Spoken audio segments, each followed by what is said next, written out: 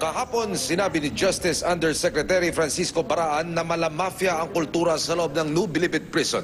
May koneksyon daw sa matataas na opisyal ng ilang inmate. Sa ilang pagkakataon, pinapapatay pa raw ng mga makapangyarihang preso ang mga opisyal. May mga illegal ding gawain sa loob ng piitan.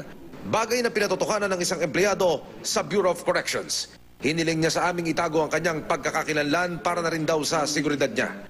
May mga kaso raw ng patayan sa loob ng Bilibid na hindi nabubunyag, bukod pa sa talamak na bentahan ng droga at operasyon ng pasugalan. Sa loob mismo ng maximum security compound. Dangkal-dangkal ang pera. 1,000 denomination, hindi na binibilang.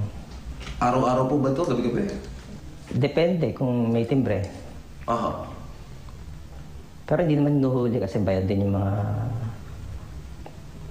mga tao sa loob, mga opisyal sa loob. May prostitusyon din daw at nakakapasa ang mga babaeng nagpapanggap na asawa. Aminado naman si Superintendent Celso Bravo ng Bucor, dating talamak ang prostitusyon at drug trade sa loob ng NBP. Pero naglunsad na raw sila ng mga hakbang para matuldukan ang mga illegal na gawain ito. Before, meron po tayong mga ganyang mga illegal activities dito sa Bucor. But records will bear us out na marami po kaming naging apprehension. Pero may isa pang ibinunyag ang informante. Talaga raw may nakakalabas na preso kahit walang pahintulot sa tulong ng mga kasabwat na ilang opisyal di umano ng Bucor. Pera-pera po ang labanan dyan. Pag may pera ka, kahit wala kang sakit, pwede kang ilabas.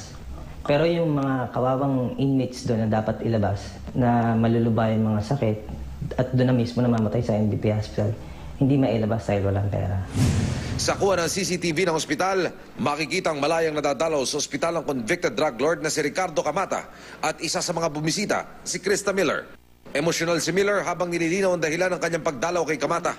Naroon daw siya dahil binebentahan niya ito ng condo unit. Hindi po ako masamang babae. Real estate properties ang binebenta ko, hindi po ang sarili ko.